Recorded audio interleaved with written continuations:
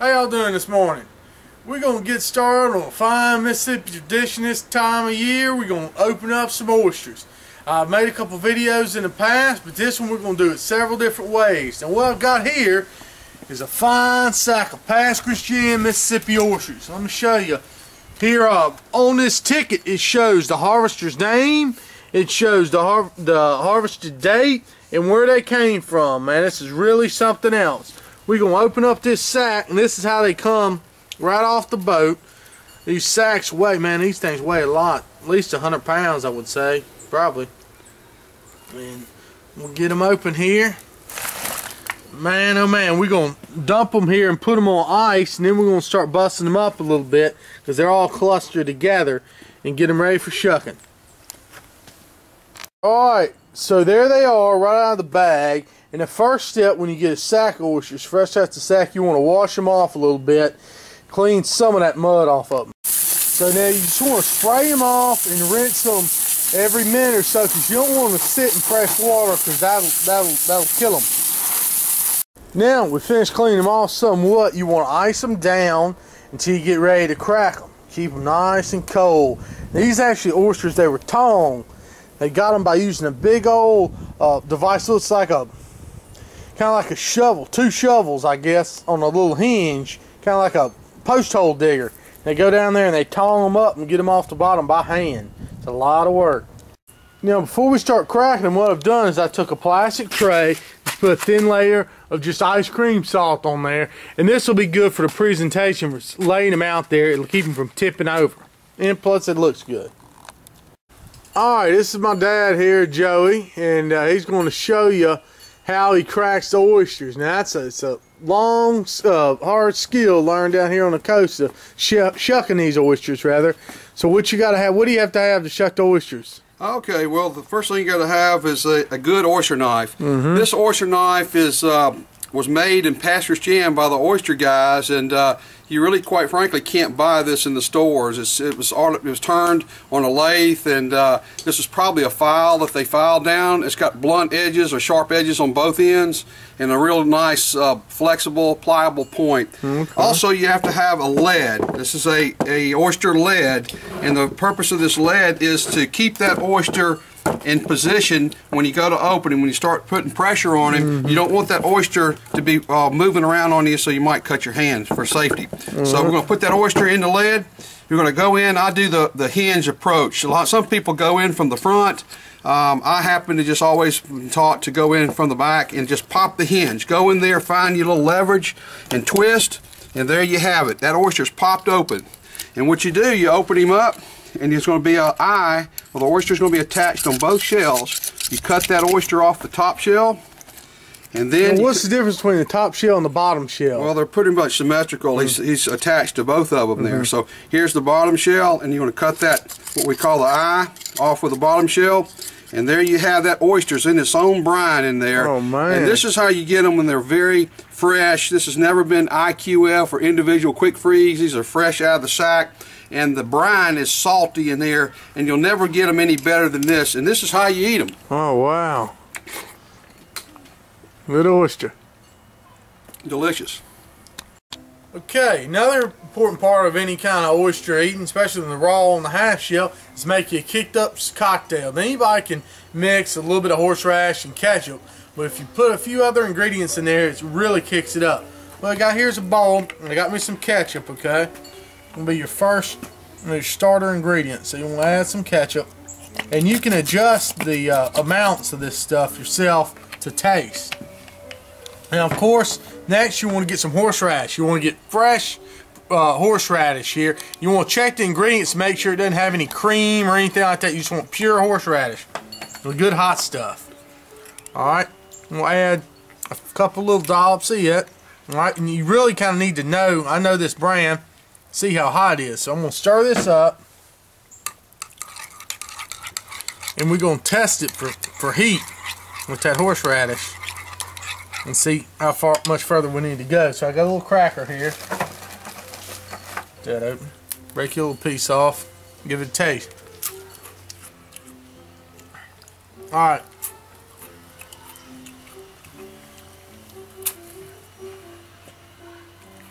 Got a pretty good heat to it. People can adjust it on their own too when they get some, a little more or less. Alright, next we'll get a little Lee & Perrin. Give it a little dash of that. Okay. Note exact measurements here.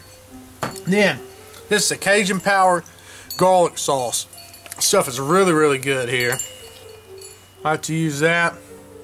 Maybe a dash or so, about a tablespoon of that Cajun Power. That's some really good stuff. And I've got some sweet chili sauce. You can get this at any Asian grocery store pretty much. Put a good little bit, maybe about a tablespoon of that in there. Now we're going to stir this all up and taste it again. I guarantee it's going to have a lot more flavor than just your normal ketchup and horseradish. I also want to give a hit of fresh lemon juice in there. Always helps. Stir. Alright, let's give it a taste.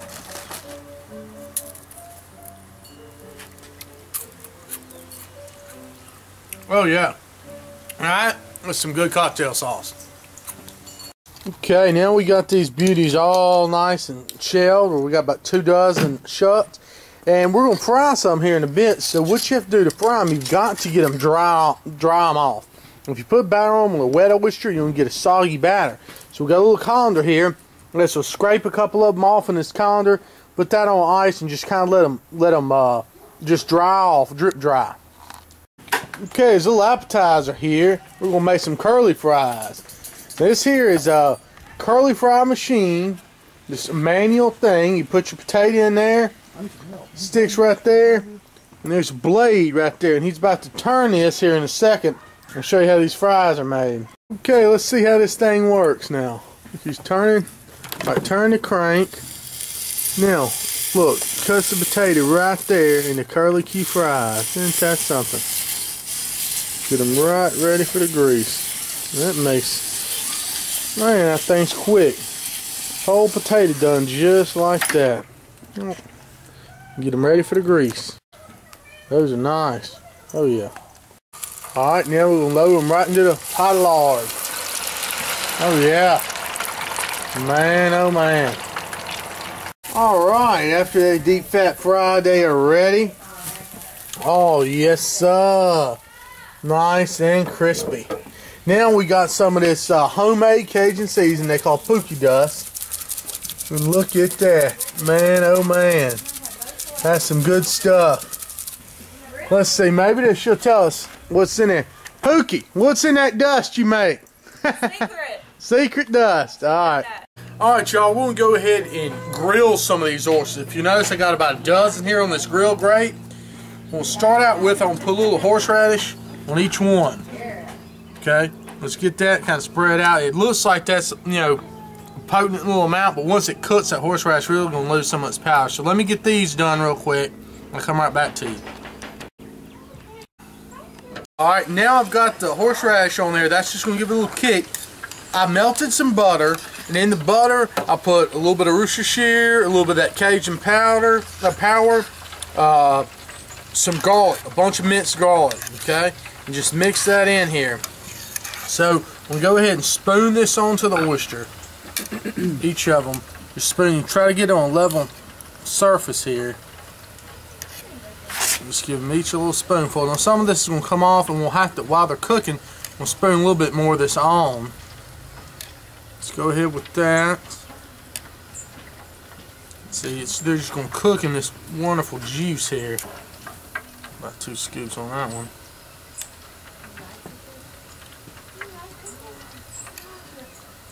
Alright, now I'm going to come back. I got a little Parmesan cheese.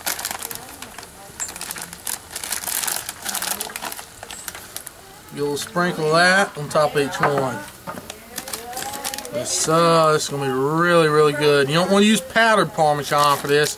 We'll use this good, fresh Parmesan cheese here. You go ahead and get all these sprinkled on top like this. Alright, now last but not least, hit them with a little bit of this pookie dust. Let's give them a little bit of, tell what flavor. Is. Yeah, we talked about polka dots. Pokey won't tell us what's in it. But you could just use any Cajun seasoning, probably. Alright.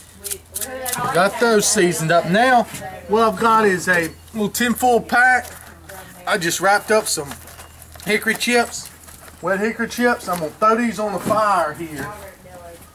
Right over my hot coals. Let those go like that. Now I'm going to lay this oyster, the grate and everything. If I don't drop everything here. Oh, just dozen on here. Go just like this. We're just going to let these bad boys cook over the open fire. You can't beat that. Fresh seafood. Alright. Alright, see what now they're coming to a nice sizzle. Go ahead and start just dipping a little bit more of this butter sauce on them. And once you see them start rippling around the edges, I'll show you in a minute, that means they're done. I mean, these guys are great. Just sitting there just cooking in their own juices.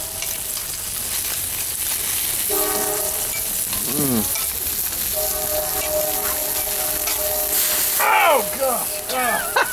You get that on tape? Yeah. Get it by the lip. Sita.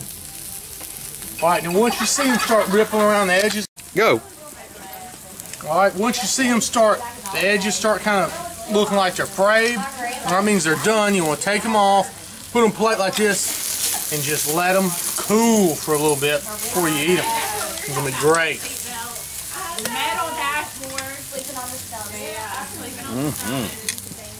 Where are you going? Here we go. You can see they're still sizzling right there on the tray. We're going to go ahead and set them on the table. Great presentation there. And just thirdly, we're going to fry some oysters up. Alright, I got those oysters that we had drained from earlier. I got some oyster dust here. Now, how you make your oyster dust is 1/2 self-rising flour, 1/2 semolina flour, and then put, let's say you did a cup of, 2 cups of semolina, 2 cups of self-rising, about 1/2 cup of Tony Chachere's or Sloppy Mama, whatever kind of Cajun seasoning. So key, you gotta have your oyster fairly dry. You'll roll them in the dust, just like this, and put a light coating of the batter on here. Alright, you want to just roll them over, get that light coating, then we're going to put them over here on a dry paper towel. We're going to keep doing this and get the batch. So now you see we're putting them in the fryer, in lard there. Lard's hot, what, about 350? Go ahead and put them on down. Let them fry just for a minute. And when they start floating, they're done. Oysters don't fry long. Get that platter. If you know, as soon as you see your oysters floating like that, they're done. Get them out. Alright. Hang them up here just for a second and let them drain. And they're going to be good to go. Man, it's going to be some good oysters.